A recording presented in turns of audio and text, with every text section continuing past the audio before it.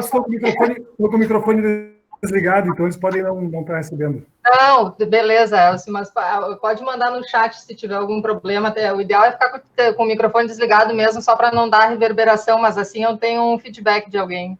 Beleza, eu vou desligar meu microfone. Beijos. Ah. Quanto tempo de aula, Ana?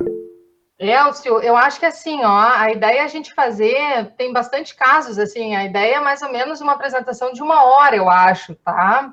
O ideal, me parece, é a gente poder conversar depois, se alguém quiser fazer pergunta, deixar mais para depois do que para o meio, para a gente conseguir terminar a apresentação. Perfeito. Apostos, vou desligar o microfone. Boa apresentação e, mais uma vez, muito obrigado pela oportunidade. Pessoal, boa noite. A gente vai começar essa apresentação, então. A gente está dando um segmento às aulas que a Intelimagem vem fazendo, normalmente presenciais, hoje, infelizmente, em quarentena, mas igual a gente tenta se manter a par das atualizações que estão acontecendo por aí. Eu trabalho no Moinhos, a gente tem tido vários casos, teve muitos casos já nesse mês de março, acredito que isso vai aumentar, mas em março a gente já teve uma experiência bem grande, então eu trouxe aqui alguma coisa para a gente discutir.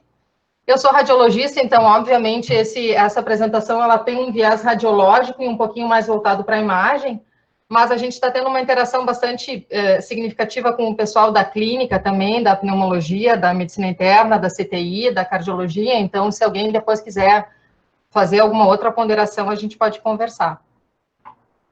Os objetivos são uma revisão inicial do COVID-19, as indicações dos exames de imagem, achados de imagem com revisão da literatura, a questão de laudo estruturado, a apresentação dos casos, que é o preponderante nessa apresentação, na verdade, e os key points, que é uma revisão bem rápida depois sobre o que a gente falou. A partir de 31 de dezembro, começaram relatos de uma síndrome pneumônica em Wuhan, China, né? Elas foram ligadas logo já de início a um mercado municipal de comida e de animais, que todos os pacientes que apresentaram essa nova pneumonia tinham alguma ligação com esse mercado e não conseguiam identificar um patógeno previamente conhecido para essa síndrome pneumônica que acometia esses pacientes. A China já vem há algum tempo fazendo um controle um pouco mais restrito sobre essas síndromes virais, porque eles já tiveram alguns acometimentos prévios de mesma natureza sobre vírus novos, especialmente coronavírus.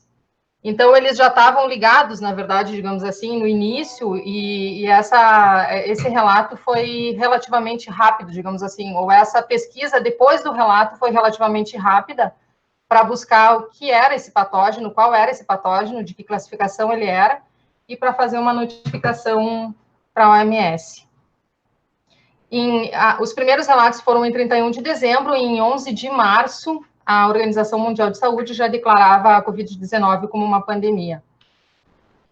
Isso é de um site da Organização Mundial de Saúde, a gente vê que agora os casos ultrapassam 1 milhão de casos em todo o mundo, são quase 63 mil mortes e 208 territórios, e isso a última vez que eu verifiquei foi 5 de abril, então certamente agora isso já está um pouquinho diferente.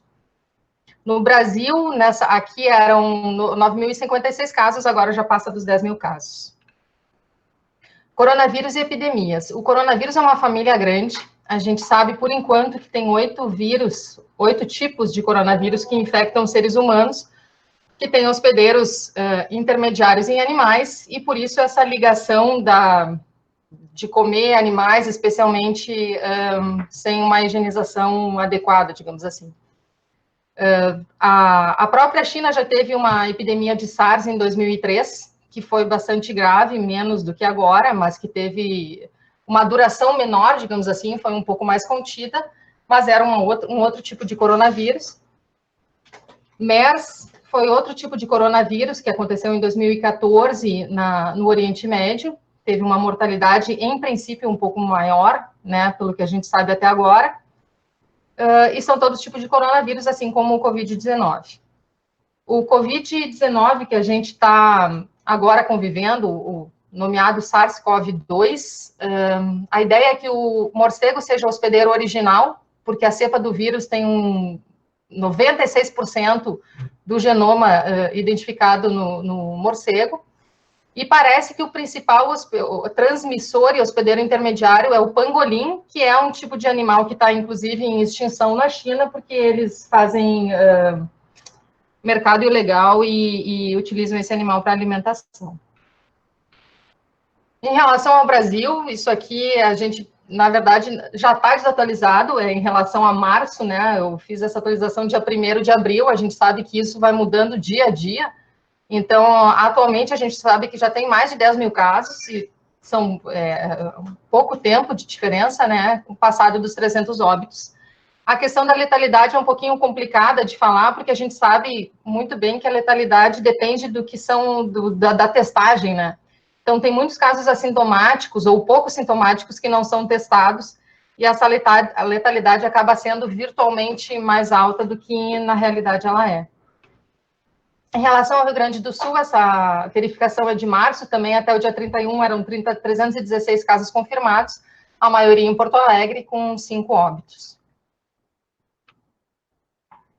Isso aqui também é uma atualização da Prefeitura de Porto Alegre em relação aos atendimentos em pronto atendimentos, não só falando assim do nosso campo. Moinhos é um hospital um pouco mais, né, convênios e particulares, mas assim, os prontos atendimentos também apresentam um cenário de aumento dos atendimentos por síndromes respiratórias, desde o dia 13 de março, se estendendo até agora. Teve uma baixa, mas é possível que exista mais algum pico por aí. O Colégio Brasileiro de Radiologia, desde o início, ele já fez uma publicação em relação aos exames de imagem, né? Isso está disponível dos sites deles, inclusive para quem quiser procurar. A gente vai falar um pouquinho sobre isso agora. Em relação às indicações da tomografia de tórax na COVID-19, a tomografia não deve ser usada para rastreamento em pacientes assintomáticos. A gente sabe que os pacientes assintomáticos podem ser transmissores de doença, e os pacientes assintomáticos não têm indicação de internação ou de necessidade de busca de algum tipo de atendimento hospitalar. Então, o ideal desses pacientes é que eles não passem por exames de imagem, né, especialmente por causa da questão de transmissão e pela falta de necessidade de uma real internação. Ela pode ser utilizada em pacientes que têm um quadro clínico e laboratorial suspeito para a doença, e especialmente naqueles pacientes que têm mais sintomas ou que têm critérios de gravidade, ou seja, pacientes que tu supõe que possam precisar de internação. Ela está indicada em pacientes que estejam internados, ou seja, esses que já têm os critérios de internação e foram para a internação, que tem um raio-x de tórax normal, porque não é muito condizente com a questão da necessidade de internação, ou que tenham achados indeterminados. Ela também está indicada na pesquisa de complicações ou de diagnósticos alternativos. Por exemplo, o paciente tem dificuldade para respirar, mas ele também tem uma dor torácica no hemitórax esquerdo. Isso nem sempre, isso não precisa ser COVID, apesar de a gente estar na pandemia, isso pode ser uma pneumonia lobar, isso pode ser um TEP, isso pode ser um derrame pleural volumoso. Então, ainda existem todas aquelas questões dos diagnósticos alternativos que a gente lida e que muito provavelmente vão aumentar agora com a chegada do inverno. O protocolo da tomografia que a gente tem feito é um protocolo sem contraste e de alta resolução, pelo menos para esses pacientes com a síndrome clínica compatível e que tenham algum critério de gravidade ou para internar. Em relação aos critérios de gravidade, na verdade, a gente já sabe que a síndrome é uma síndrome gripal, normalmente acompanhada de febre. A febre pode não estar presente no início, mas ela tende a acontecer no decorrer da doença. E os critérios de gravidade que estão indicados pelo Ministério da Saúde é uma saturação de O2 menor do que 95% em ar ambiente, sinais de desconforto respiratório ou aumento da frequência respiratória, piora das condições clínicas de doenças de base, hipotensão e quadro de insuficiência respiratória. Além disso, os pacientes com comorbidades que contraindiquem um isolamento domiciliar, especialmente aqueles que têm doenças cardíacas ou respiratórias crônicas descompensadas. Qual é o papel do raio-x? A gente não está completamente bem esclarecido isso, mas o raio-x, a tendência é que a gente priorize um equipamento portátil por causa da questão da disseminação de doença.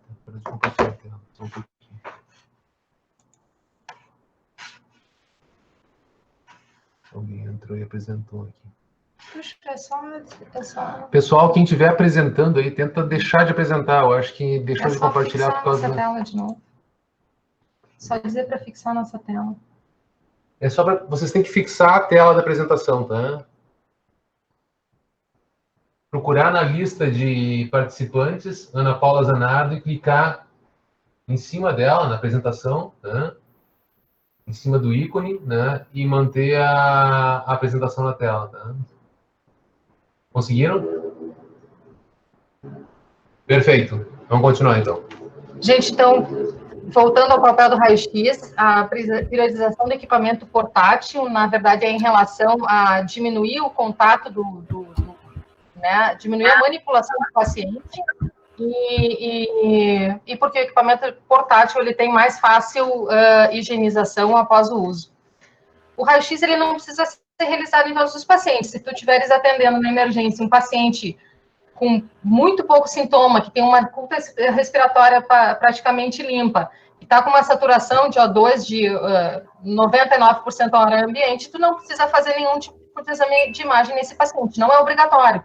O raio-x é mais adequado naqueles pacientes que tu tem alguma suspeita de complicação ou de diagnóstico alternativo, ou os pacientes que acontece da gente ter uma dúvida na síndrome clínica, se isso pode ser um COVID, se o paciente está com uma saturação que está beirando, talvez, a internação clínica. Então, esse paciente é o paciente que pode fazer um exame de imagem, que pode ser o raio-x ou pode ser a tomografia. A gente não precisa usar o raio-x para pacientes que têm poucos sintomas, que têm praticamente nada de critério, ou que não tenham critérios de gravidade. Outra coisa que não está aqui, mas que é interessante, eu não sei se já tem algum paciente internado com COVID, mas é usar o raio-x no segmento desses pacientes que estão internados. Porque o segmento dos pacientes que estão internados é difícil tu fazer sempre com tomografia, né? Porque até depende de como é que os pacientes estão, se eles estão muito instáveis, a gente não consegue fazer a tomografia. Então, o raio-x é muito interessante no segmento desses pacientes, porque os pacientes que têm lesão pulmonar, a gente consegue ter uma ideia boa da evolução deles pelo raio-x. Em relação a dados de literatura, é extremamente extenso. Eu pesquisei mais a parte da radiologia. É muita coisa, eu acho que vale a pena ler, cada um lê mais as partes das suas áreas, assim, mas realmente é uma quantidade de informação muito grande, algumas coisas se sobrepõem, e esses são uma parte dos artigos que eu pesquisei para colocar esses dados aqui para vocês, fora o que a gente está vivendo no Moinhos, né? Em relação aos achados de imagem, então, o que acontece nesses pacientes, né? Normalmente, a gente tem achados em ambos os pulmões, ele é um achado bilateral, são achados que frequentemente acometem praticamente todos os lobos, são achados que têm distribuição em campo superior, médio e inferior, embora exista uma tendência a ser em lobo inferior, em regiões posteriores e em regiões periféricas. A maior parte dos achados, eu vou mostrar para vocês depois na imagem, mas os achados, que tipo de achados são? São achados em vidro fosco puro, opacidades em vidro fosco puro, podem ser coalescentes ou podem ser nodulares, opacidades em vidro fosco com alterações reticulares e espessamento septal de permeio, áreas em vidro fosco com consolidações puras e broncogramas aéreos. Depois disso, os achados todos são muito mais infrequentes. A imagem da tabela, o gráfico abaixo, ele mostra o número de segmentos pulmonares envolvidos de acordo com o tempo de doença. Então, em pacientes, por exemplo, que eles colocaram aqui como grupo 2, que é menos de uma semana de início dos sintomas, ele tem X lobos pulmonares acometidos. O grupo 3, que é entre uma e 2 semanas de sintomas, a gente nota que existe um aumento dos lobos pulmonares acometidos. Então, existe uma diferença do exame de imagem em relação ao tempo que o paciente tem sintomas. Se esse exame é um exame que foi adquirido em início de doença, em tempo médio de doença, que a gente consideraria entre 1 e 2 semanas, ou numa fase mais tardia de doença. Os dois gráficos à direita, eles são mais ou menos a mesma coisa, com 2 tipos de representações diferentes, mas ele mostra que quando tu tem um período ali de dias de início de sintomas, ali a partir do 6º até o 20º, até o 18º, 23º dia ali, tu tem a gente acha padrões muito mistos, então a gente acha áreas em vidro fosco, áreas em consolidação, áreas com reticulação, enquanto o início da doença, ou a tomografia pode ser normal nos primeiros 2 dias em geral, ou a tomografia tem um vidro fosco muito extenso, que mostra ali nos 62% do 0 a 5 dias opacidades em vidro fosco, e a partir, depois da primeira semana, começa um padrão mais misto, em que tu tem alterações tomográficas como é que eu vou dizer, alterando o padrão. Às vezes, as zonas de acometimento são as mesmas, mas o padrão do tipo de imagem se altera. A clínica dos pacientes, vários artigos colocam os dados de demografia e de clínica dos pacientes, né? A gente está achando, a gente tem vários pacientes acima de 50 anos, tem muitos pacientes também abaixo dos 50 anos. Esses pacientes, eles podem não evoluir para óbito, que é o que se comenta, mas são pacientes que têm internação prolongada, porque vários têm que ficar em uso de O2. Então, apesar de não ter tantos óbitos nesses pacientes, são pacientes que ficam na internação por um bom período de tempo, precisando de utilização de oxigênio. Em relação aos dados de laboratório, é interessante, algumas coisas se mantêm nos pacientes, algumas coisas são, assim, constantes, especialmente a presença de linfopenia, linfócitos abaixo de 1.000, proteína C reativa elevada, isso é bem variável, alguns têm proteína C reativa menos elevada e alguns mais elevada, mas em geral ela é elevada. E a presença de dedímeros elevados. Vários artigos na literatura comentam que a possibilidade de dedímeros, a gente usa o padrão de 500 no Moinhos como dentro da normalidade, e a maior parte dos pacientes que forem positivos até agora, eles têm dedímeros ao redor de 1.000, 1.300, 1.200, então isso é uma coisa que tem sido frequente nos pacientes que a gente tem acompanhado. Isso só para fazer um reforço em relação aos estágios e data de início de sintomas, é muito importante para quem é radiologista, e eu acho que para os clínicos isso é muito importante também, saber o estágio assim, quando é que começaram os sintomas do paciente, porque isso vai fazer toda a diferença em relação ao acompanhamento dele de imagem. Se tu tens um paciente que está no 2º dia de uma apresentação de um quadro leve, a chance dele ter um exame normal é muito alta. Ainda assim, ele pode ter um PCR positivo, isso não descarta a doença, mas quer dizer que ou é um estágio muito inicial, ou que é um quadro leve. Se tu tiveres um paciente que está com uma apresentação já no 14º dia, por exemplo, de doença, ele fez um isolamento em casa e ele veio no 13º dia porque continua com falta de ar, por exemplo.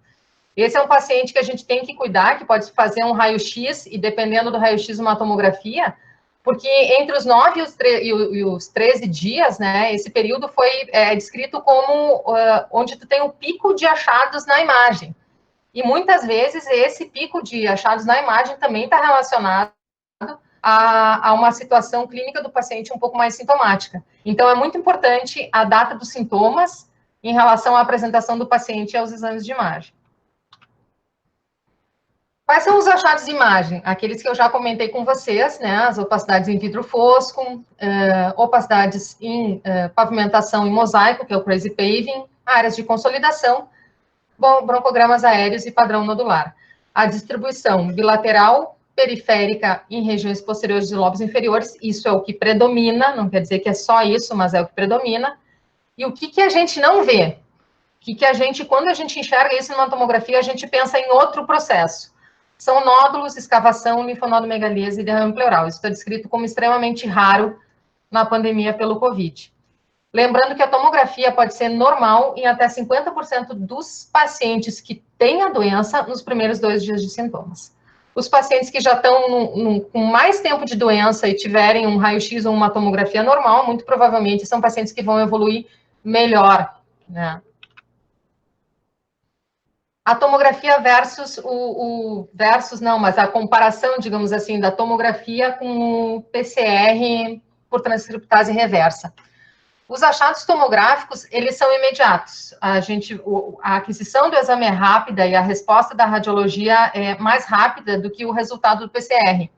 Então, o que acontece é que, dependendo da síndrome clínica que os pacientes apresentam e do grau de gravidade, especialmente aqueles pacientes que precisam de internação, aqui no Moinhos, os clínicos têm pedido a tomografia, porque a gente já pode sugerir pela tomografia se isso é um padrão sugestivo ou não. Se é um padrão sugestivo, mesmo sem o resultado do PCR, tu já sabe que tem que isolar o paciente diferente, fazer algum tipo de atuação diferente. E se o resultado da tomografia sugere outro processo, pode-se manipular o paciente ou se conduzir o paciente de outra forma. Então, os achados tomográficos, eles acabam que precedem normalmente o resultado do PCR, se coletados ao mesmo tempo, né? A sensibilidade do RT-PCR, ela é variável de 42% a 71% na literatura. Ela depende de coleta e de disponibilidade. A gente sabe que nos últimos dias aí teve falta. Então, se tu tens uma tomografia que tem um padrão sugestivo ou clássico, que a gente chama em um PCR negativo, o ideal é repetir o PCR ou esperar esse PCR positivar e tratar o paciente como tendo COVID. É o que tem sido feito até o momento. Em relação à tomografia, a sensibilidade e especificidade na literatura é extremamente variável.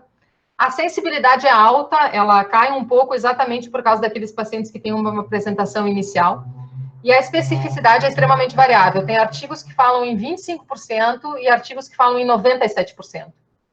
Ao que isso está relacionado? Isso está relacionado especialmente ao valor, como é que chama?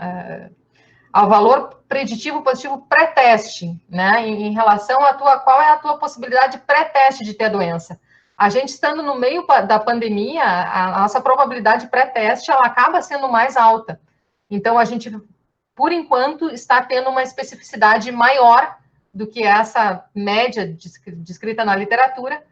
Acredito que isso possa ser uma dificuldade agora na chegada do inverno e de outras síndromes, outras causas de síndromes respiratórias, mas a nossa especificidade, por enquanto, na tomografia está um pouquinho maior do que essa média da literatura. Em relação à terminologia, a gente fala áreas em vidro fosco, áreas em consolidação, o que são essas alterações na imagem? Eu coloquei aqui todas as imagens de tomografia, porque, na verdade, a tomografia é que consegue fazer essa distinção melhor do que o raio-x. Então, a primeira imagem da tela na direita, o vidro fosco, o que ele é? Ele é uma área de uma opacidade parenquimatosa, que vocês veem ali na periferia do lobo superior esquerdo, mas ela não borra, ela não determina apagamento das estruturas vasculares e brônquicas. O que é a consolidação? A consolidação está logo do lado. A consolidação é uma área de opacidade parenquimatosa que borra as estruturas broncovasculares. Tu não consegue enxergar exatamente o vaso no meio de uma consolidação. Tu pode identificar um broncograma aéreo, mas tu não vê uma estrutura vascular. Então, ela é uma opacificação maior do que o vidro fosco. A pavimentação em mosaico, que a gente chama, ou crazy paving, como foi inicialmente escrita na literatura inglesa, é uma área onde tu tem um vidro fosco com uma sobreposição de espessamento do septo inter- e intralobular, que está demonstrado naquela imagem ali à esquerda na tela. O halo invertido, a primeira imagem abaixo da direita, é uma área onde tu tem um vidro fosco central e a periferia tem uma área mais densa circundando essa área em vidro fosco central. Ela pode ser periférica ou ela pode ser em qualquer outra área do parênquima. O padrão perilobular é esse padrão que poupa a área central do lóbulo centrolobular, do lóbulo pulmonar secundário. Depois eu vou mostrar para vocês um pouquinho melhor o lóbulo. Então, tu tem tu poupa a área central do lóbulo pulmonar secundário e acomete a periferia dele, por isso que tu tem essa estrutura vascular preservada no meio das áreas de vidro fosco. E bandas parenquimatosas a gente tem visto mais numa fase um pouquinho mais tardia desses pacientes, com essas alterações.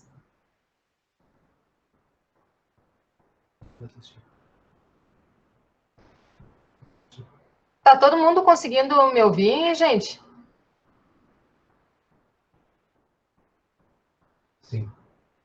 Bem, desculpe, vou continuar aqui então, porque às vezes essas apresentações online, às vezes elas dão um certo problema, mas enfim.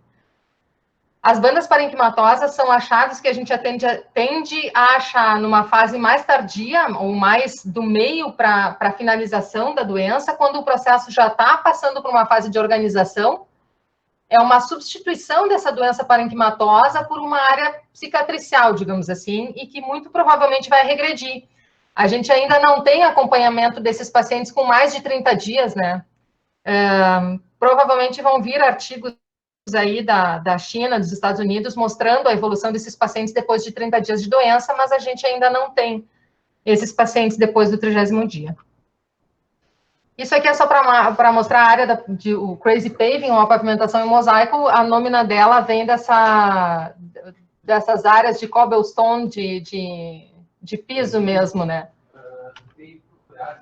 Em relação aos laudos estruturados e classificação, a Sociedade Britânica e a Sociedade Americana fizeram, não é um guideline, mas é assim um statement, um consenso de como tentar descrever esses casos de forma um pouco mais com uma certa classificação para não ter tanta discrepância na descrição dos achados e para quem está tratando o paciente conseguir entender do que se trata aquilo ali que tu está vendo. É provável, não é provável? O que é? O que é crucial aqui, que eu já tinha conversado um pouquinho com vocês, é a questão da informação clínica. A gente precisa ter realmente a suspeita clínica de síndrome febril, né? Para poder fazer essa classificação, porque não faz sentido num paciente fazendo exame por outros motivos, né? Um paciente que daqui a pouco é um paciente com câncer e está usando quimioterapia, mas não tem síndrome febril. Esse paciente ele pode ter áreas em vidro fosco de outra natureza. Então, o importante aqui, quando a gente vai fazer esse tipo de laudo estruturado e com classificação de doença, é que a gente tenha essa suspeita de COVID e que a gente tenha, especialmente, a história da síndrome gripal ou síndrome febril. A Sociedade Americana lançou esses critérios: aparência típica, atípica, indeterminada e negativa. E a Sociedade Britânica lançou esses padrões, né, que mudam um pouquinho a nomenclatura, mas eles são similar à descrição dos achados. Ali no Moinhos, a gente tem usado os achados radiológicos conforme os padrões da Sociedade Britânica, porque a gente achou melhor, assim, um pouco mais simples de usar, é mais, né, mais, assim, como é que eu vou dizer, mais fácil no dia a dia. O que são esses padrões, então, né? Eles são 4 padrões. O padrão normal, tomografias normais que eu quero dizer, elas não precisam ser completamente normais, mas elas não têm pneumonia, né? Não tem achados de pneumonia. A tomografia normal, num quadro suspeito, tu tens que correlacionar com o PCR, porque ela não vai te excluir a doença. Ela pode te dizer que é uma doença inicial ou que é uma doença com padrão leve, extremamente, né, mais leve, mas ela não vai excluir a doença. Então, o padrão normal, tu ainda assim, se tu tem a suspeita clínica grande, tu correlaciona com o PCR. O padrão clássico provável COVID-19 é um padrão predominante multifocal, bilateral, com tendência a predomínio basal e periférico, com vidro fosco, com pavimentação em mosaico, consolidação periférica, áreas de halo invertido e padrão perilobular. Precisa ter tudo isso? Não precisa ter tudo isso. Se for uma apresentação mais inicial, vai existir áreas em vidro fosco. Se for um padrão um pouquinho com tempo mais avançado, provavelmente já vai ter consolidação periférica. Então, por isso que é importante para a gente saber o tempo de início dos sintomas. Mas os padrões predominantes na imagem são esses. que é o exame indeterminado? É um exame que não preenche o padrão clássico e é um exame que não preenche o padrão não COVID, que eu vou falar depois. Então, por exemplo, áreas em vidro fosco na medular dos pulmões, que a predominância é medular e não periférica, mais central, né? Alterações mais complexas que envolvam outros tipos de achados associados. Um predomínio, ou melhor, achados em um pulmão só ou em um lobo só, eles são indeterminados, eles não preenchem o critério clássico provável. E o que é o padrão não COVID? O padrão não COVID são todas aquelas outras doenças que a gente vai continuar tendo, algumas delas de fácil classificação, né? Outras nem tanto, mas o que a gente considera que é o padrão que não é compatível com COVID? É o padrão de pneumonia lobar, que tem um comprometimento na parte central do lobo também, não periférica. É o padrão de lesão escavada, árvore em brotamento, que é o famoso tree in bud, que são bronquiolites, né?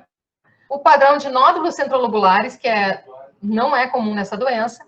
Derrame pleural já na apresentação não é comum, pode acontecer um derrame pequeno na evolução, mas dificilmente a gente não tem visto na apresentação.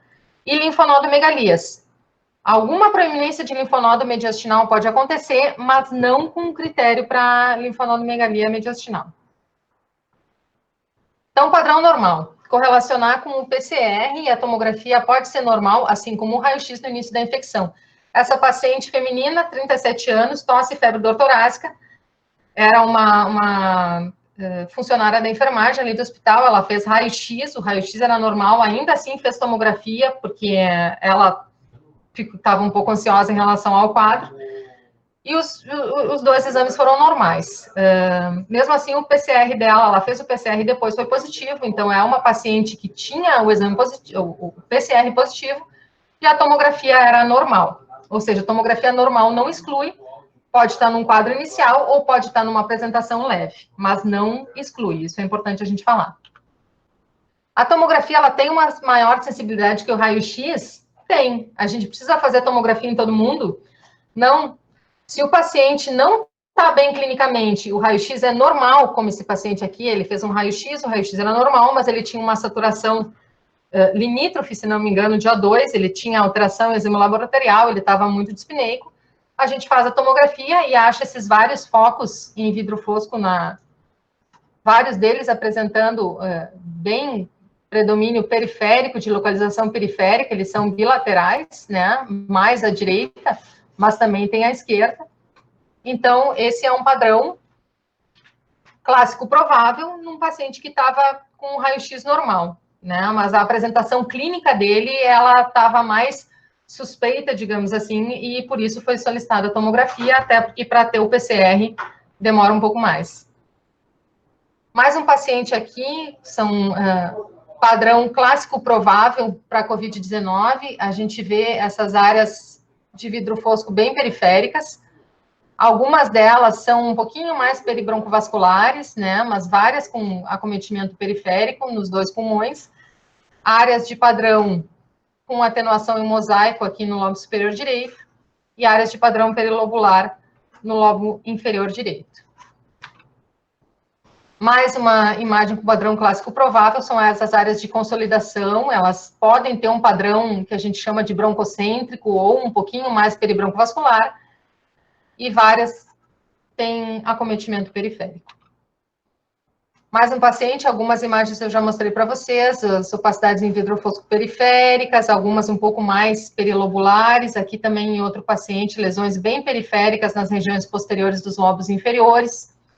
Outro paciente aqui com alterações periféricas nas regiões posteriores dos lobos inferiores. Tem outras áreas de acometimento no parênquima? Tem, mas elas predominam na periferia e nas regiões posteriores, especialmente dos lobos inferiores. Aqui a gente vê umas áreas de padrão reticular também, e normalmente estão associadas a mais dias de evolução do processo. Outro paciente aqui, esse era um paciente masculino, 36 anos, sem comorbidades, com febre persistente, há 6 dias, tosse seca e náuseas. Quando ele chegou no hospital, vocês veem que é praticamente uma semana de evolução de sintomas, então já no raio-x a gente vê que tem alteração, né? ele tem áreas periféricas aqui de acometimento com predomínio em campo médio, ele tem áreas em campos inferiores também. A tomografia na reconstrução coronal, a gente vê o mesmo processo. Esse paciente, ele não estava saturando bem, então ele ficou em internação e depois do raio-x foi a tomografia e ficou em internação. A gente vê essas áreas de padrão de atenuação em mosaico, ou de pavimentação em mosaico, né? Aqui também numa imagem, essa descrição na literatura inicialmente foi descrita para alguns tipos de patologias e hoje a gente sabe que não é um achado assim específico, é um achado que pode acontecer em várias patologias. Padrão perilobular é em relação à localização no lóbulo pulmonar secundário. O lóbulo pulmonar secundário, ele tem um core central, que é arteríola e brônquio, né? E ele tem uma parte periférica, que é a parte venosa e linfática. A gente vê que esse padrão perilobular, ele poupa o centro e acomete a parte mais periférica do lóbulo, junto à parede aqui. E quando acontece o espessamento de septo, ele acontece nessa parede aqui. Por isso que fica com aquele aspecto, assim, que parece rendilhado. Esse espessamento septal, ele delimita o lóbulo pulmonar secundário. Sinal do halo invertido, aqui a gente consegue ver numa outra imagem, é diferente do sinal do halo, que é esse da direita, que o halo invertido ele é uma área de vidro fosco central, com uma opacidade mais densa ao redor. E o sinal do halo, que foi descrito especialmente para micose angioinvasiva em paciente imunossuprimido, ele está relacionado a uma área mais densa de consolidação de nódulo central com o vidro fosco periférico. Não é a mesma coisa, mas são achados de imagem. Então, aqui para mostrar, isso daqui são vários pacientes com Covid-19 desse mês que a gente viu no hospital e todos eles mostrando esse padrão de halo invertido com um vidro fosco mais central e uma área mais densa periférica, né? A gente vê isso em várias dessas imagens aqui, nas reconstruções, então é um padrão comum nesse vírus. Ou pelo menos em coronavírus, porque na síndrome MERS também foi descrita esse mesmo tipo de área com halo invertido no MERS. A gente teve também um paciente que fez um sinal do halo, não o halo invertido, esse é o halo mesmo, que é uma área de consolidação mais central com o vidro fosco mais periférico. Esse paciente teve o primeiro PCR negativo, mas ele repetiu o PCR e foi positivo. Então, é um padrão que não está descrito como mais comum, mas que também pode ser encontrado nesses pacientes com Covid-19.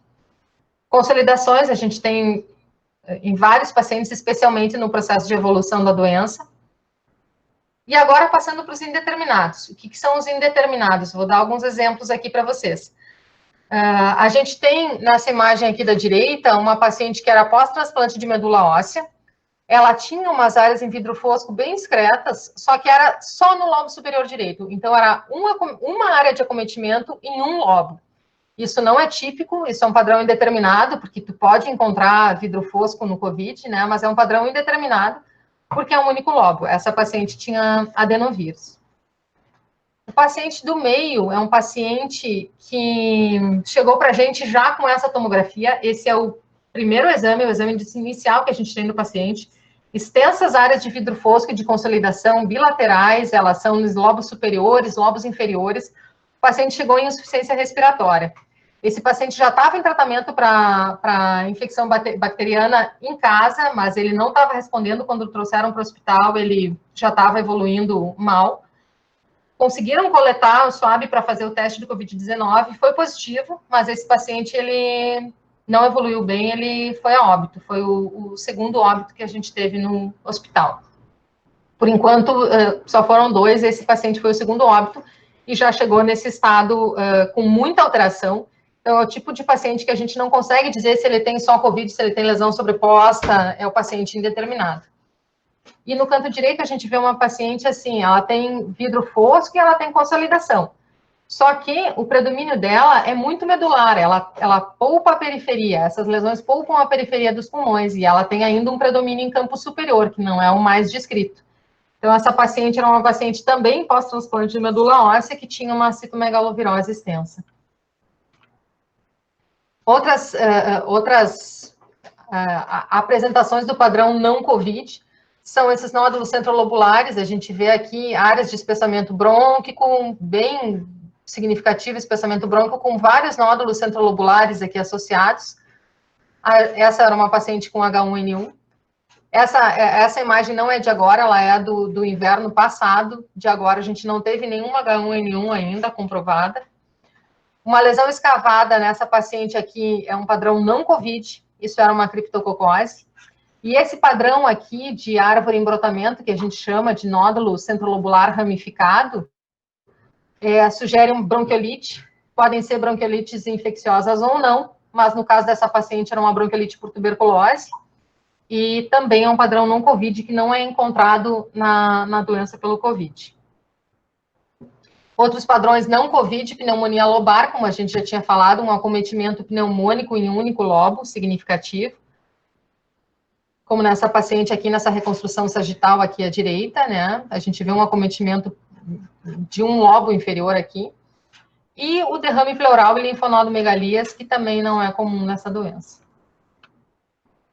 Mas achados em relação ao padrão não COVID, essa outra paciente também apresentava lesões só no lobo inferior direito, com um aspecto mais de nódulo centrolobular, com espessamento brônquico associado.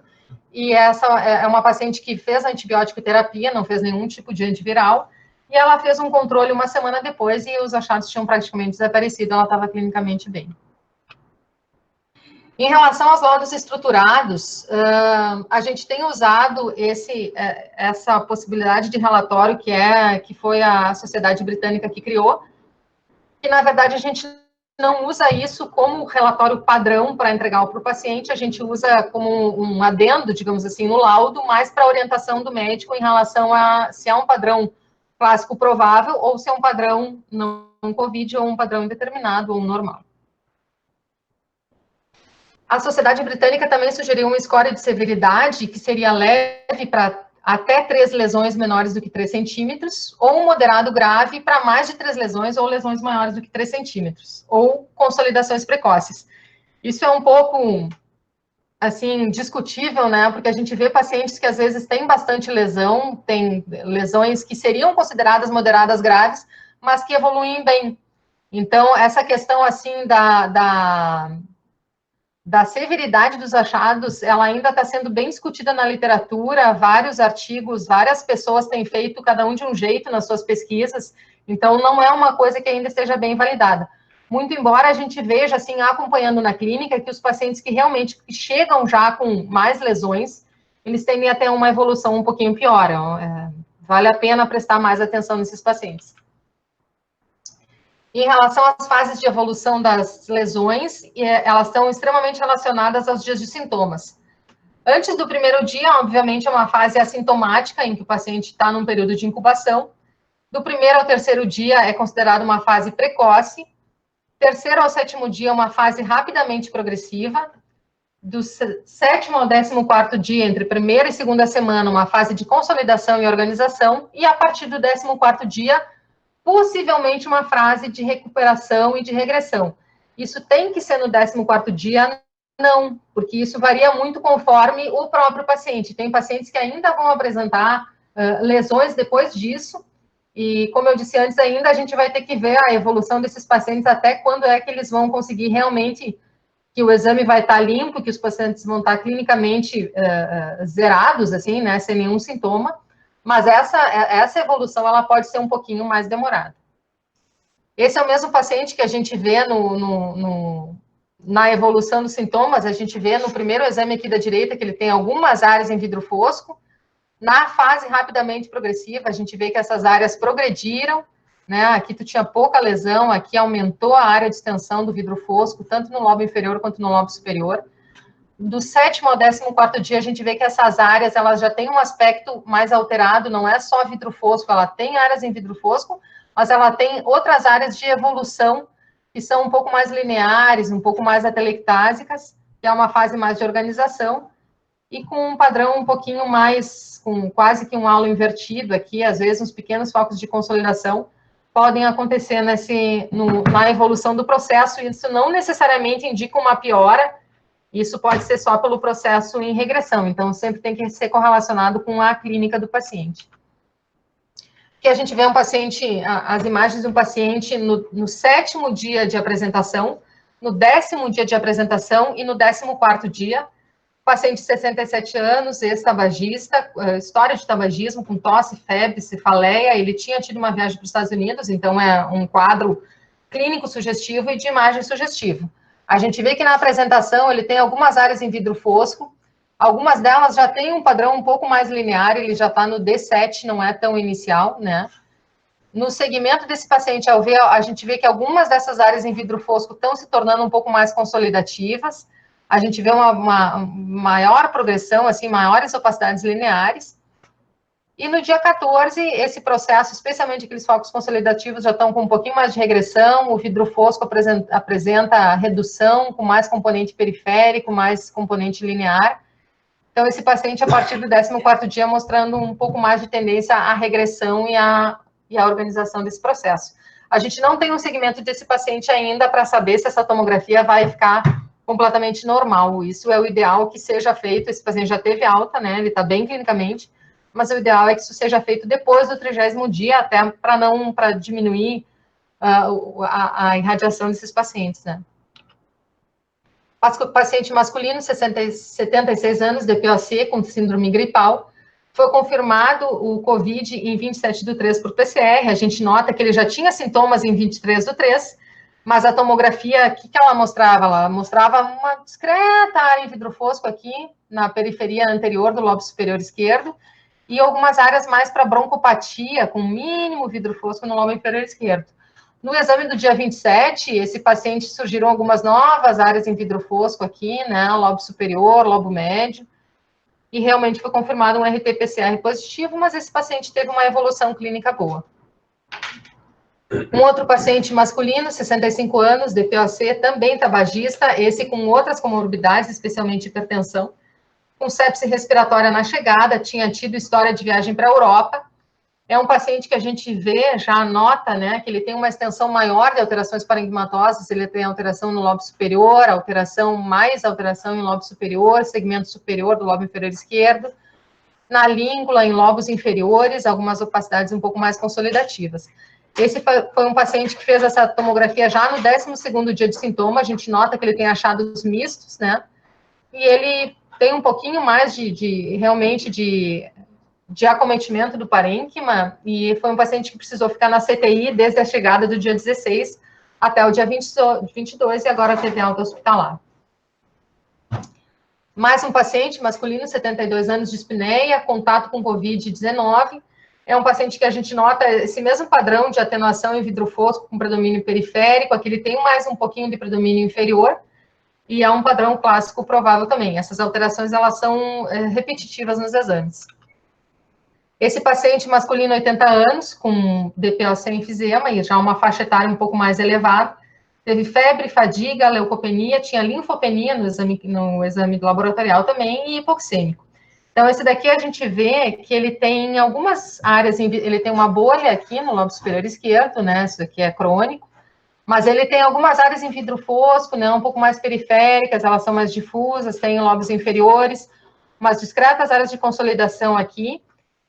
E a evolução desse paciente em relação ao dia 26, que foi essa chegada, ao dia 31, que foi o D14, a gente vê que ele tem uma progressão dos achados, ele tem mais componente de consolidação, ele tem novas áreas de vidro fosco, ele tem uma extensão maior de acometimento do parênquima, e esse paciente teve uma evolução mais arrastada e ficou entubado na CTI, está tentando fazer a extubação agora por esses dias.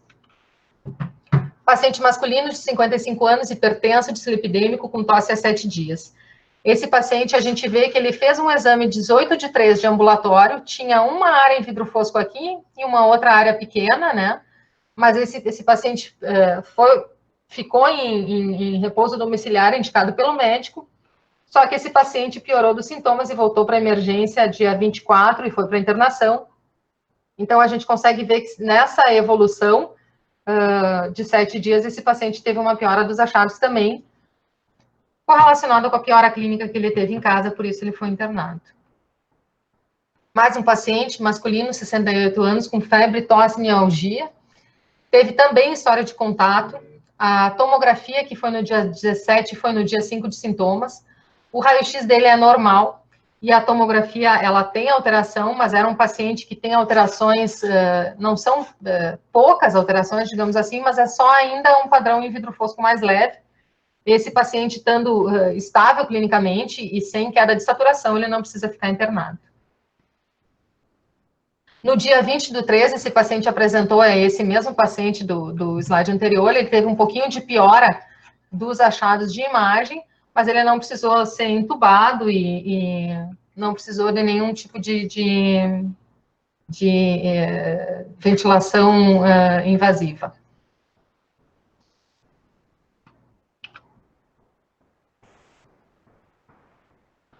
Ou melhor, me confundi, me desculpem. Deixa eu voltar. Esse paciente é o paciente que evoluiu com progressão, desculpe. Esse paciente era de 68 anos, ele teve o contato dia 17/3, que era D5.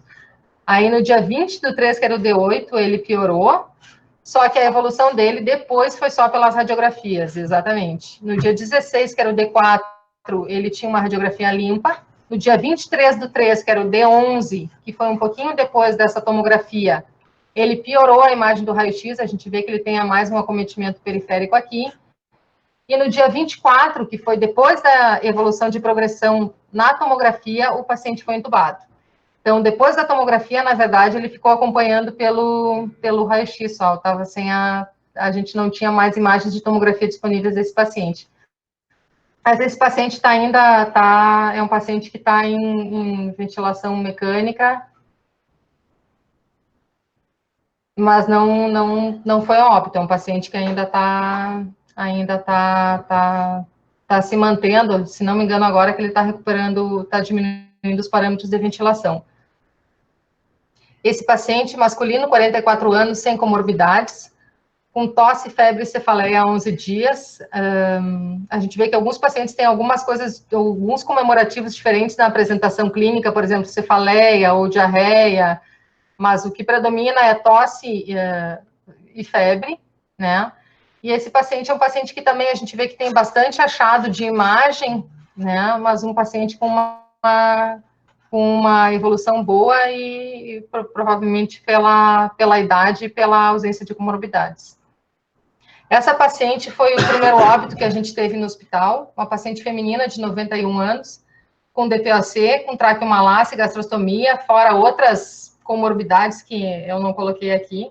Ela tinha dispneia, teve contato com um familiar que depois positivou o PCR para coronavírus.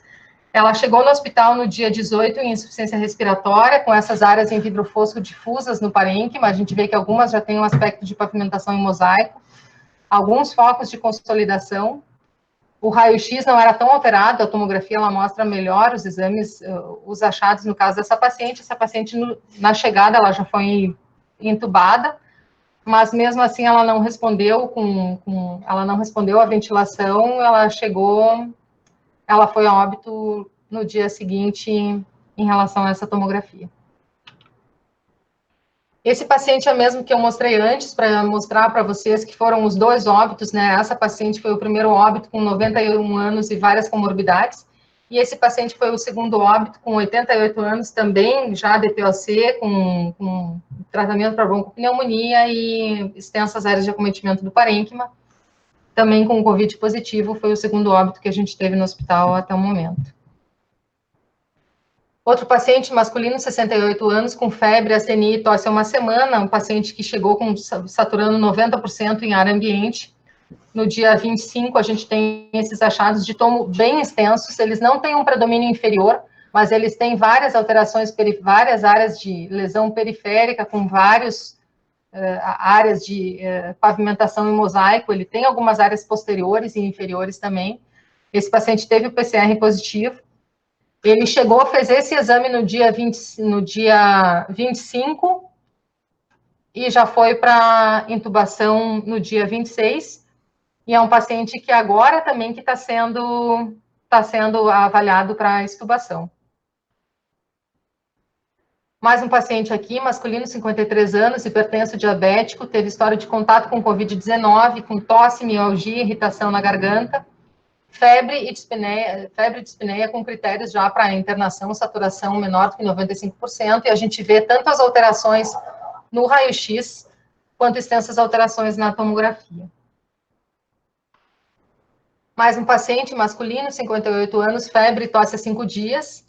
Esse foi um paciente que chegou no dia 29, ele fez inicialmente uma tomografia pelos sintomas gripais, mas, se não me engano, já no dia seguinte, ou no máximo 2 dias depois, foi solicitada uma angiotomografia para ele. Apesar dele não ter sintomas indicativos de TEP, ele não tinha dor torácica, ou, né, ele estava clinicamente relativamente estável em relação à apresentação inicial, mas ele tinha um dedímero maior do que 10.000. É comum nesses pacientes um pouco de elevação de dedímero, mas não nesse grau. Então, foi solicitada uma angiotomografia para esse paciente. A gente vê que ele tem tromboembolismo bilateral, ele tem esses defeitos de enchimento bem centrais aqui, que são compatíveis com TEP agudo, no lobo inferior esquerdo, e tem no lobo inferior direito também, essas alterações aqui de defeito de enchimento dentro do vaso, então ele tinha um TEP bilateral.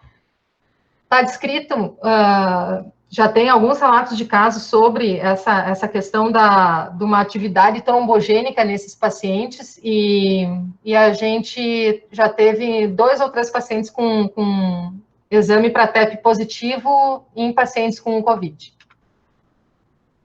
Essa paciente, uma paciente feminina, 83 anos, hipertensa, com tosse, febre e mialgia. Ela fez a tomografia de cima, é uma tomografia do dia 20 de março, e a tomografia de baixo é do dia 26. Uma paciente que teve que ficar na CTI por um período com suporte ventilatório e de oxigenação, mas a gente vê que nessa segunda tomografia tu já tem uma resolução de uma troca desse padrão de vidro fosco por algumas opacidades um pouco mais lineares e reticulares, e alguns pequenos focos com um pouquinho de consolidação ainda, mas isso já é um padrão de resolução do processo, e ela estava clinicamente melhor, uma paciente idosa, mas com comorbidades, mas que evoluiu bem. Pode ter alteração de tomo em pacientes assintomáticos? Pode. A gente está fazendo exame de assintomático? Não. Mas isso, em relação à literatura, foi essas pessoas que ficaram, do Cruzeiro Diamond Princess, que ficaram em quarentena, alguns deles foram avaliados, né? Então, a gente nota que, se a gente for olhar aqui, 82 casos assintomáticos, tinha opacidades presentes no pulmão em 54% desses pacientes. Então, é justamente por isso que não vale a pena tomografar os assintomáticos, né? Esses pacientes são pacientes que vão evoluir bem. Então, não vale a pena fazer exames desses pacientes, porque a gente vai estar gastando o sistema de saúde, talvez aumentando o índice a taxa de disseminação do vírus, né? Mas, assim, pode ter alteração? Pode. A critério de curiosidade, a gente pode ter alteração em imagem dos pacientes assintomáticos também. Os diagnósticos diferenciais, a gente já falou um pouquinho. Essa é uma outra paciente que tinha uma apresentação de 65 anos, com tosse e febre, né? Um outro paciente que tinha uma apresentação mais com nódulo centrolobular, que era o H1N1. Há pacientes com adenovírus e citomegalovírus, então, especialmente vírus respiratórios.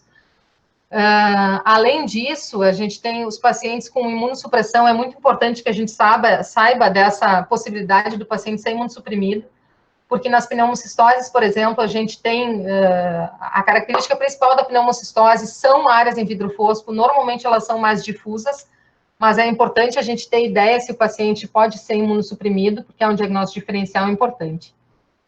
Esse paciente é um paciente que foi atendido, que é da Intelimagem, é um paciente masculino de 34 anos, com história de tabagismo, na chegada com febre, tosse, escarro sanguinolento e dispneia. No início a gente não tinha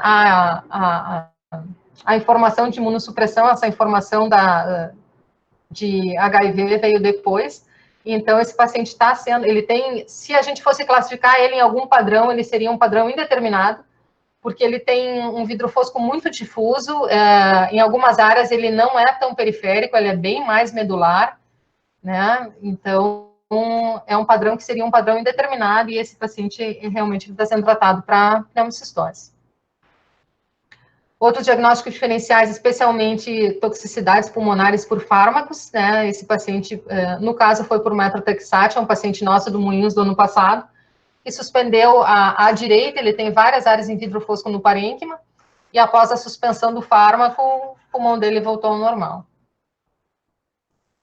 Essa imagem eu tirei do site do Colégio Brasileiro de Radiologia, tem algumas informações interessantes ali, e um outro diagnóstico diferencial importante é micoplasma, que pode dar achados de imagem parecidos.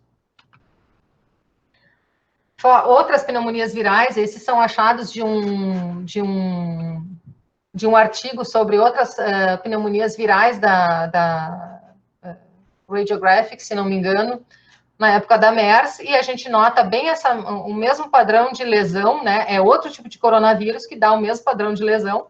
Então, são áreas de vidro fosco com algum grau de consolidação periférica com aspecto de halo invertido.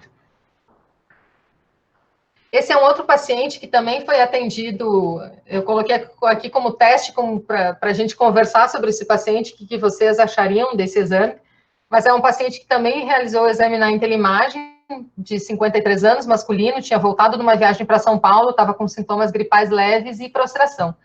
Então, esse paciente a gente considerou como tendo também achados clássicos, ele tem várias opacidades em vidro fosco, elas têm um predomínio periférico, elas são coalescentes, elas estão em vários e múltiplos lobos, né? Então, esse é um padrão clássico, e esse paciente, então, foi também padrão clássico para COVID. Em relação à tomografia versus o PCR, eu já mostrei esse slide antes, mas só para a gente lembrar de novo, que quando tu tem um padrão sugestivo e um PCR negativo, vale a pena revisar o PCR. Esse paciente é um paciente que fez exame conosco, de 57 anos, com febre, sintomas respiratórios, que teve uma alta suspeita clínica, e a tomografia, ele foi atendido na emergência, a suspeita clínica era alta, e o padrão da tomografia inicial é esse aqui à direita, é um padrão clássico provável, são várias áreas em vidro fosco periféricas, multifocais, tem focos consolidativos, e o PCR coletado foi negativo. Esse paciente já estava em isolamento, né? A gente conversou com o médico e eles repetiram o PCR e o segundo PCR foi positivo.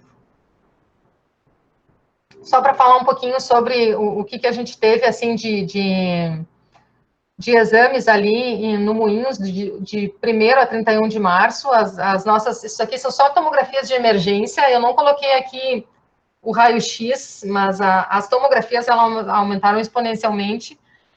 Normalmente, a gente não tem tantos exames de tomografia de urgência, tem mais raio-x, né?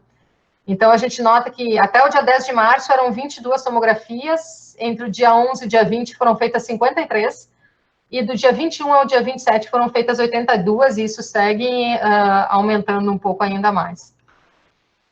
Então, em março, foram 237 tomografias ao total, 220 delas só na emergência, a gente está falando, fora a internação. 220 delas foram por síndrome respiratória aguda.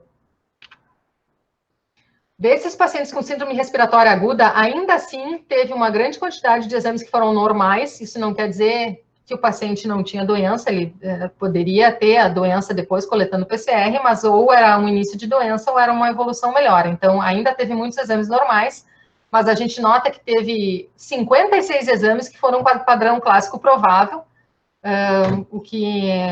e que já foram tratados como tal, né, porque já não tinha ainda coleta de PCR naquele momento, 22 indeterminados e 48 que a gente classificou como padrão não COVID.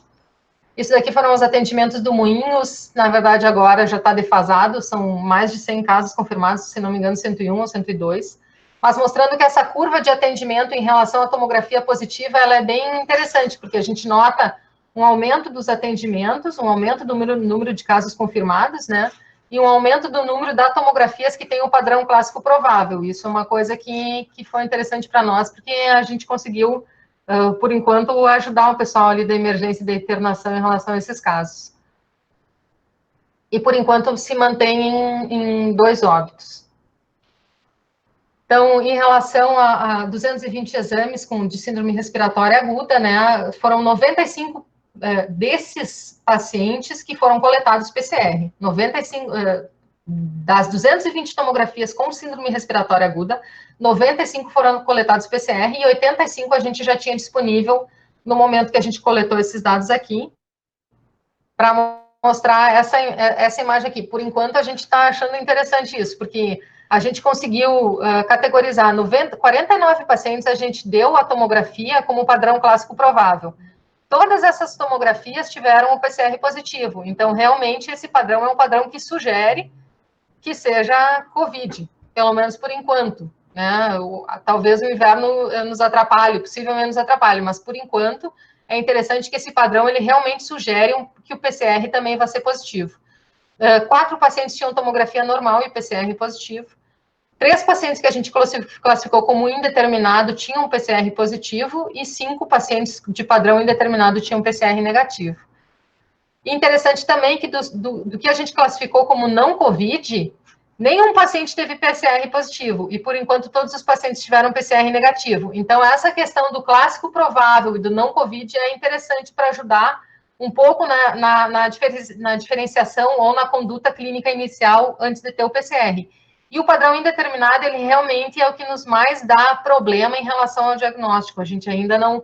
Isso são padrões, assim, por exemplo, que tem sobreposição de achados, que tem paciente, por exemplo, que fez uma pneumonectomia e só tem um pulmão com alteração anatômica, pacientes com fibrose pulmonar. Então, os indeterminados, eles impõem uma dificuldade maior.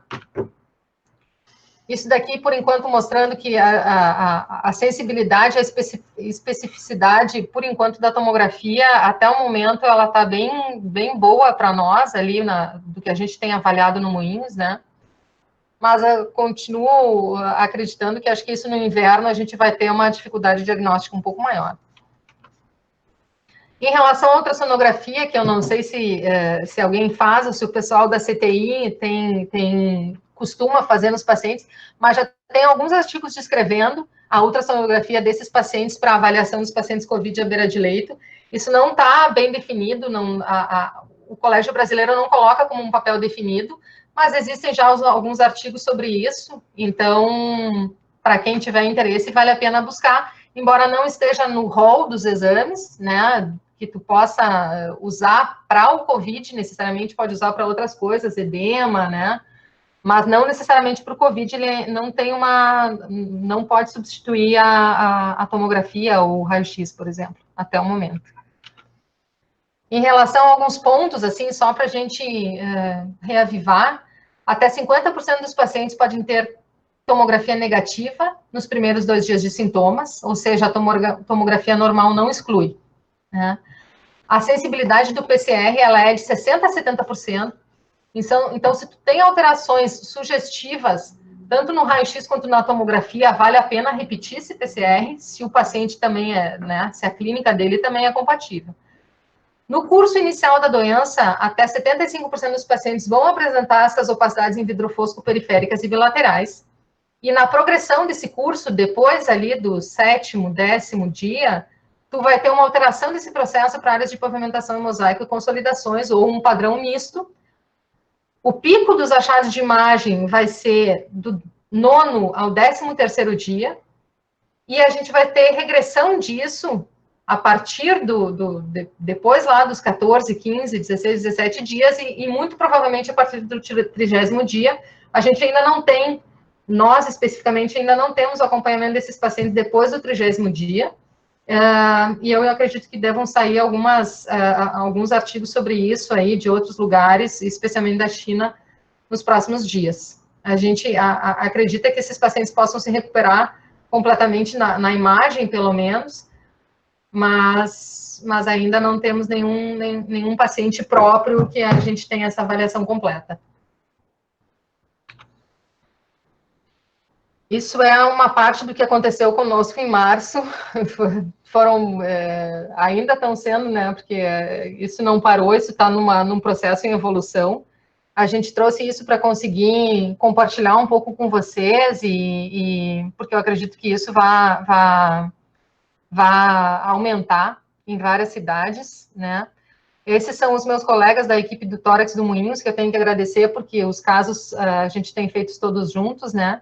E agradecer a Intelimagem pelo convite, os exames que forem feitos na clínica, a gente vai ver com certeza, e ver se a gente consegue ajudar a parte clínica do hospital aí no que for possível. Não sei se alguém quer... Eu sei que alguém perguntou em relação à pediatria. A pediatria, a gente não tem nenhum caso confirmado. Tinha 2 suspeitas, nenhuma delas foi confirmada. Se faz muito pouca tomografia em criança, né? Então, o padrão que tem alguma coisa na literatura falando é mais de raio-x e muito pouco dado de tomografia. Então, a nossa experiência, na verdade, com pediatria, ela ainda está muito baixa e realmente a impressão que dá é que as crianças não têm feito uma síndrome clínica importante relacionada ao Covid. Elas podem estar sendo infectadas, mas a gente não tem visto nenhuma suspeita em número significativo de crianças ou com uma síndrome clínica mais significativa. Se alguém quiser perguntar. Se alguém quiser perguntar alguma coisa, se quiser abrir o microfone e perguntar...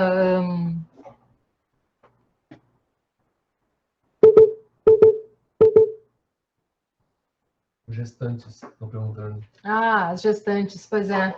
As gestantes é o seguinte, as gestantes a gente também não gosta de tomografar, né? Mas as gestantes, especialmente as gestantes de alto risco, não teria indicação delas ficarem em casa, né? Então, se tu tem uma suspeita de síndrome febril, especialmente uma suspeita maior de uma gestante, acho que o ideal é inicialmente fazer uma radiografia dessa paciente e se ela não tiver clinicamente bem, é uma paciente que possivelmente vai ter que ser acompanhada em internação. Alguma pergunta mais? É importante, eu acho, a avaliação dos pacientes, especialmente em relação aos pacientes, vão aparecer para vocês esses pacientes com dedímero elevado, e especialmente dedímeros maior do que 3.000. Os TEPs que a gente teve ali no hospital até agora, um era dedímeros de 3.400, outro 3.800 e outro maior do que 10.000. Então, 3.000, 3 para 4, né? 3.000 me parece que talvez seja um ponto de corte. Eu acho que 1.000 e poucos, 1.000 e... varia em torno de 1.000, assim, de valor de dedímeros que os pacientes têm se apresentado normalmente, mesmo sem ter tromboembolismo.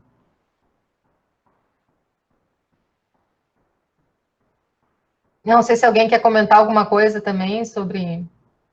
Ficou com alguma outra dúvida? Grau de comprometimento grau de comprometimento acompanhado por um nível de saturação reduzido varia? Essa pergunta do grau de acometimento e do nível de saturação é interessante, porque a gente tem um viés que a gente está vendo os pacientes que estão internados, né? A maior parte dos pacientes que fazem tomografia são os pacientes que têm indicação de internação. Então, eles já são pacientes mais graves. A gente não consegue acompanhar a evolução diária da saturação desses pacientes, mas o que a gente tem visto é que quando os pacientes chegam com uma apresentação, já com uma apresentação mais significativa de extensão de parênquima, esses pacientes, eles normalmente têm ficado internados mais tempo, né? Normalmente com suporte de oxigênio, não ventilação mecânica, mas eles têm ficado internados mais tempo. Então é realmente assim, eu acho que se tu tens um raio-x normal, já é um alento para um paciente que tem uma síndrome gripal, porque o raio-x normal, ele muito provavelmente não tem grandes alterações na tomografia, mas se tu tem por exemplo, o raio-x normal num paciente que está com uma síndrome clínica dúbia, ou que possa ter algum tipo de oscilação de saturação, ou frequência respiratória aumentada, esse é o paciente que tem que ter um pouco mais cuidado e vale a pena fazer a tomo para a gente ver que extensão de acometimento de parênquima que ele possa ter, pelo menos para ficar de olho no paciente. Não necessariamente ele vai evoluir pior, mas a gente tem visto que os que evoluem pior são os que se apresentam com uma progressão mais rápida dos achados, com uma maior extensão dos achados. É interessante que, às vezes, a progressão ela é rápida. Em 1, 2 dias, os achados de imagem já pioram e os pacientes também apresentam, às vezes, picos febris no meio do processo. O paciente está internado, daqui a pouco, no 5º dia da internação, que ele estava clinicamente estável, ele apresenta um pico febril. E isso normalmente se dá quando tu tem o pico de achado do parênquima, ali em torno do final da 2ª semana, né, do 9º para o 13º dia. Então, assim, esse estabelecimento, eu não consigo te dizer se isso eu acho que isso não é uma escala linear, mas realmente a gente tem visto que os que têm muita lesão parenquimatosa, eles têm ficado mais tempo internados e com suporte de oxigênio e às vezes evoluindo para ventilação. O governo de São Paulo até mandou a nota eles mandaram um guideline, né, de atenção para esses pacientes, e um dos critérios que eles usam como possível gravidade e critério para internação, possível critério para internação, é quando tu tem um acometimento maior do que 50% do parênquima pulmonar. Tem alguns artigos que avaliaram em porcentagem o parênquima, mas isso é uma avaliação visual, não assim por software. A maior parte desses artigos fala em avaliação visual, semi-quantitativa, do olho do radiologista, dizendo qual a porcentagem de parênquima acometido. E parece que acima de 50% esses pacientes podem ter uma evolução pior.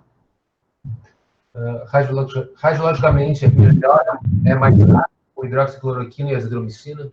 Pois existe alguma experiência? Isso está sendo discutido também. Vai ter o doutor Nazi, que é o superintendente médico ali do hospital, inclusive a gente vai fazer uma live do Moinhos, que se não me engano vai ser quinta-feira agora, e isso inclui a discussão desses artigos sobre hidroxicloroquina. Teve um último artigo que fala há poucos artigos com poucos pacientes, né, falando sobre uma negativação mais rápida do PCR e uma melhora mais rápida dos achados de imagem nos pacientes que usam, né? Isso não está bem controlado, porque tem alguns pacientes que a evolução, eles não eram todos pacientes clinicamente similares, né? Então, eu acho que essa resposta ainda não está dada. Parece que tem uma tendência, mas ainda não está completamente esclarecido, me parece. Não sei se alguém quer fazer mais uma pergunta, ou fazer algum comentário, ou falar sobre dúvidas de casos, ou...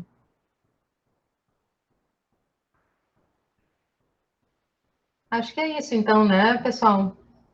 Isso foi uma apresentação inicial, foi uma apresentação... Mais uma pergunta aqui. Mais uma pergunta. Ao seu ver, do Elcio, seria interessante tecer para sintomáticos não dispneicos de alto risco?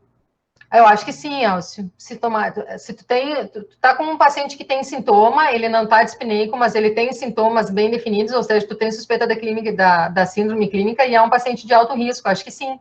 Acho que esse tipo de paciente até, se é um paciente que tu tem uma ausculta pulmonar razoável e ele não está dispneico, tu pode fazer inicialmente um raio-x, porque se ele tiver um raio-x normal, tu pode manter esse paciente em casa, se ele estiver saturando bem também. Mas eu acho que vale a pena nesses pacientes, sim.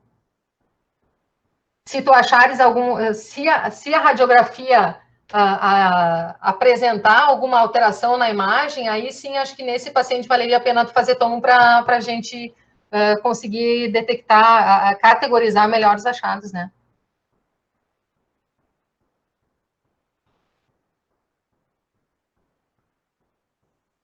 Alguma pergunta a mais, gente?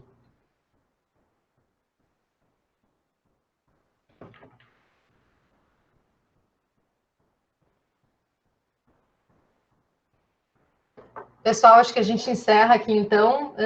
Agradeço vocês pela disponibilidade e qualquer coisa, também a gente está disponível para, se alguém quiser entrar em contato, enfim, estamos disponíveis aí para o que a gente puder ajudar. Obrigada a todo mundo e boa noite.